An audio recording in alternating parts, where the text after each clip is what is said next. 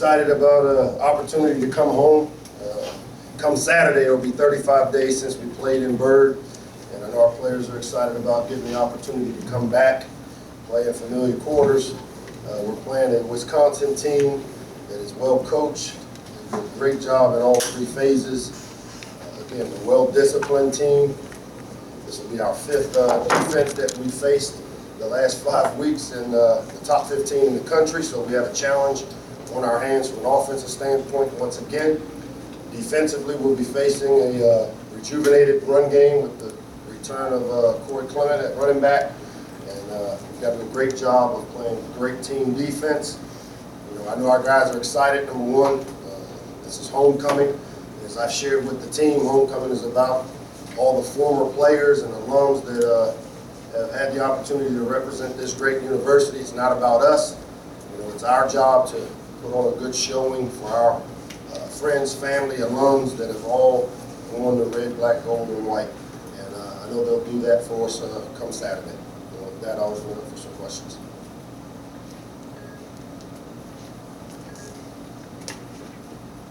Hi, Coach. You talked about stopping their run offense. Last year, 311 yards. Obviously, a priority stopping Wisconsin's run. But I also say that last week against Iowa, you did a great job of stopping. And some of what you did then apply to this game. And how important is it to stop that? I guess that's the first question. Yeah, we're going to have to do that. Obviously, last year, they had their way with us in all three phases. I can remember we didn't do much on the offensive side of the ball. But as far as stopping the run, that's always how we start our defensive game plan.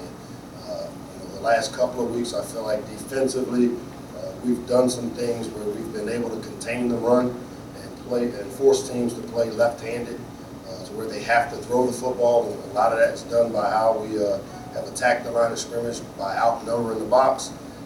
We'll have to continue to do that.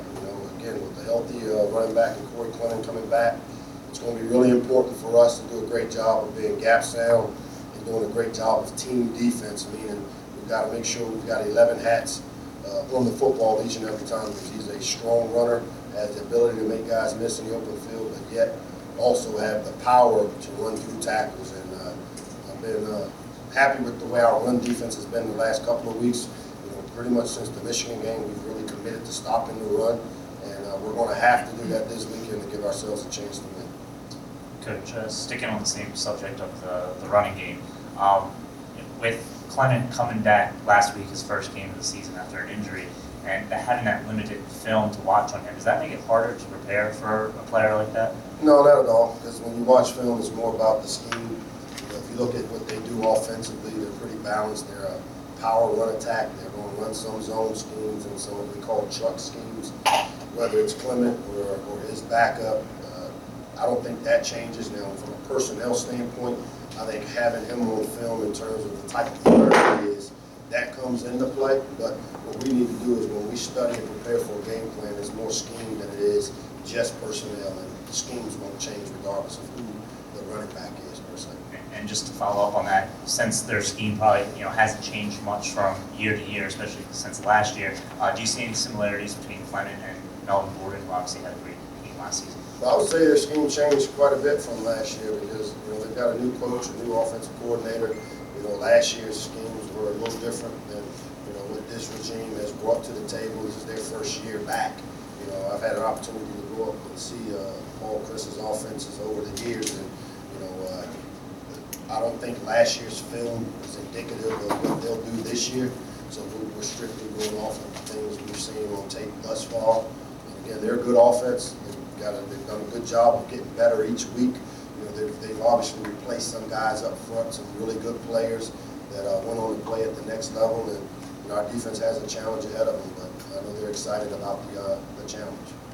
Coach, 9.5 sacks so far this season for Joe Schobert. What makes him special? What have you seen on tape about how they maximize what he can do? The big thing is they create matchup issues. When you study them from an offensive standpoint, they're a multiple front team where they slide in from 4 down to 3 down, and he's a hybrid guy that can play both defensive end or stand up and rush from the boundary. And typically what that does is they're going to create 5 one-on-one blocks up front, and He's a relentless pass rusher who plays with great effort, great leverage.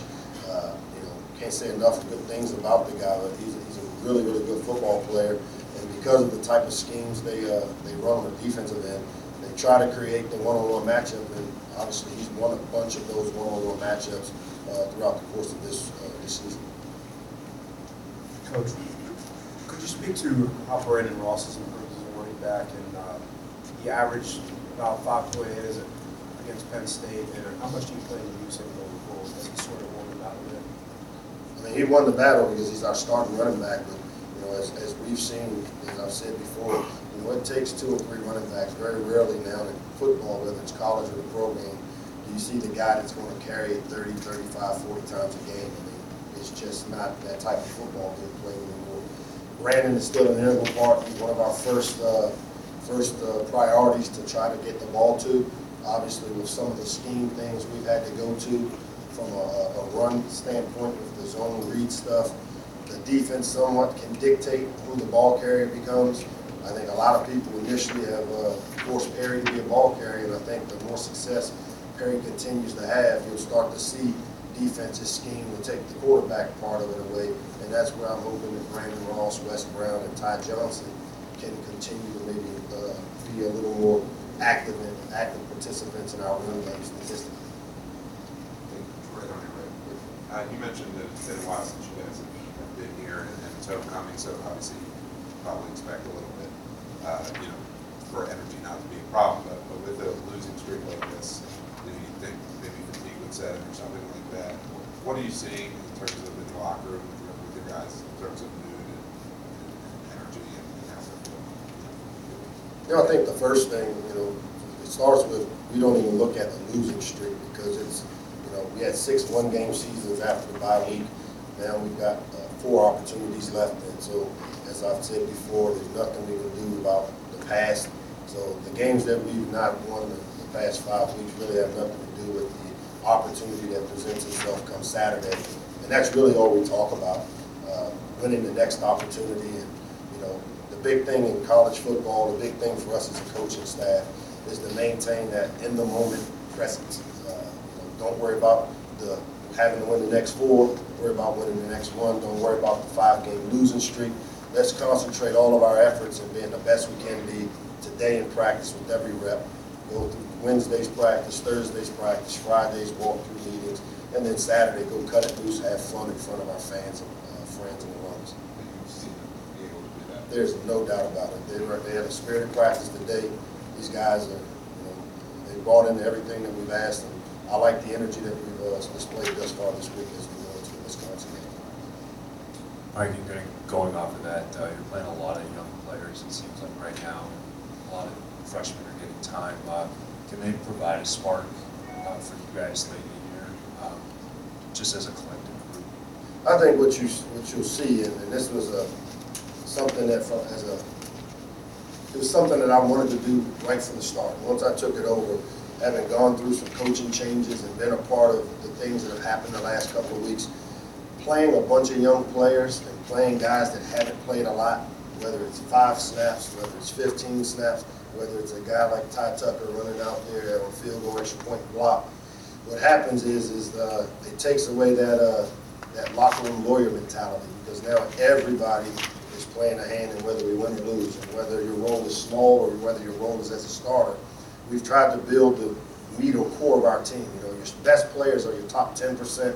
Then you've got 10% of the guys that probably won't ever play for you. And what we got to do is take care of that 80%. And what you've seen over the last 4 weeks, 3 weeks, however long it's been that I've been in charge of it, is I've forced us to play guys 10, 15 snaps a game.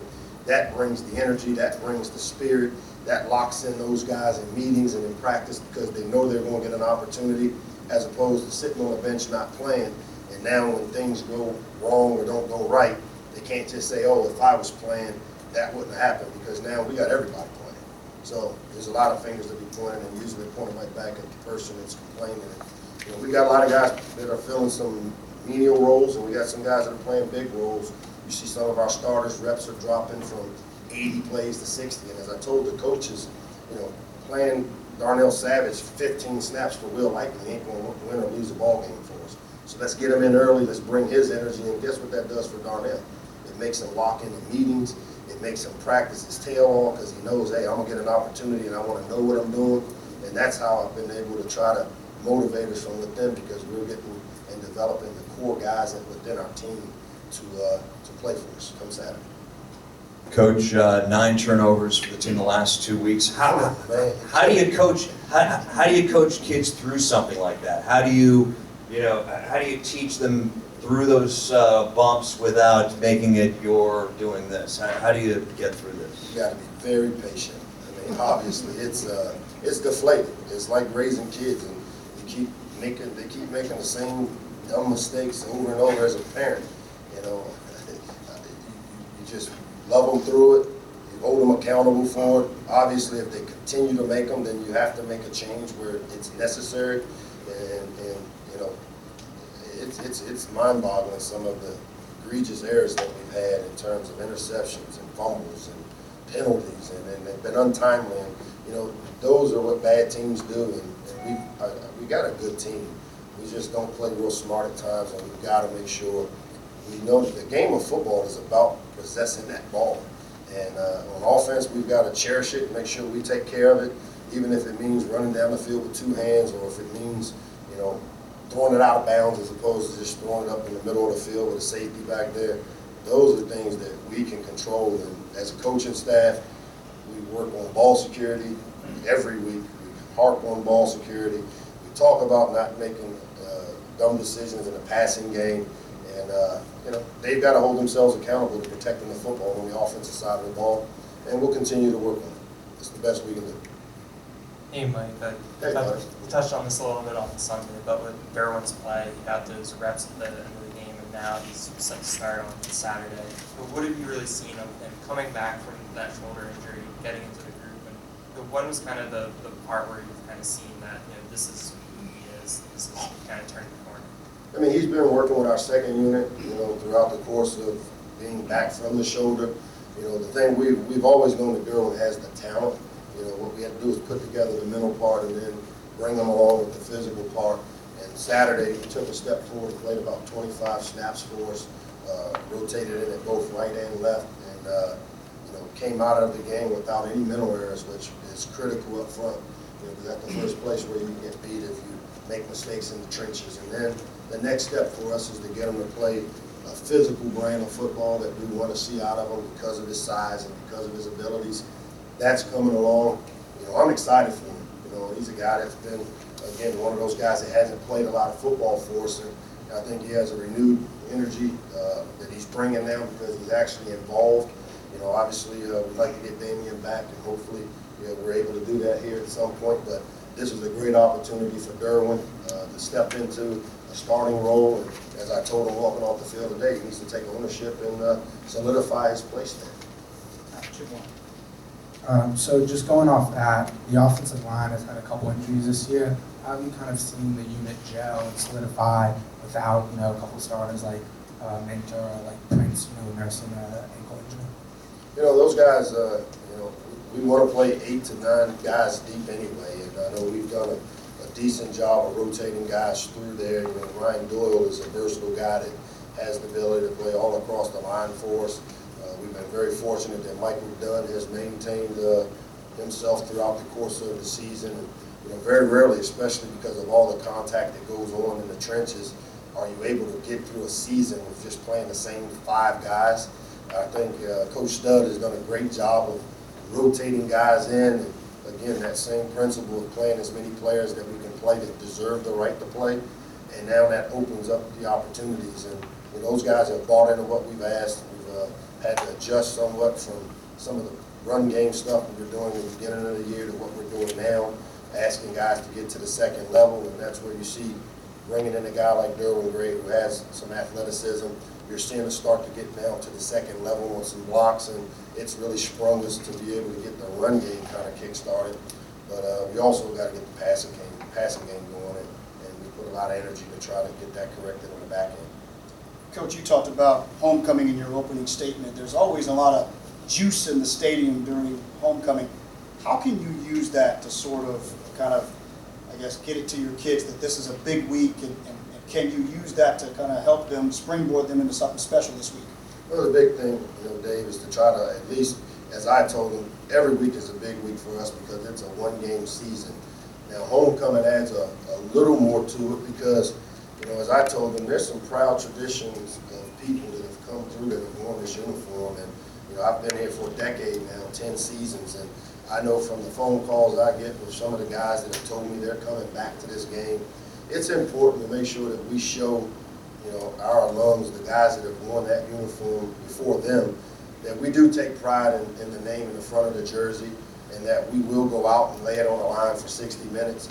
And as I've said before, the school board won't define them, but the effort, the preparation, and how you go about playing the game, and that's the respect that our alums deserve to see. And, every time you step on the field, not just homecoming, but the fact that some of these guys that have worn that uniform before them will be in attendance, we need to really do a great job of honing in and focusing in on our jobs, doing it to the best of our ability, playing with our hair on fire for 60 minutes and have fun while doing it, and then let the juice flow after the game. So I know our guys will be excited about it. Thanks, Coach. Thank you.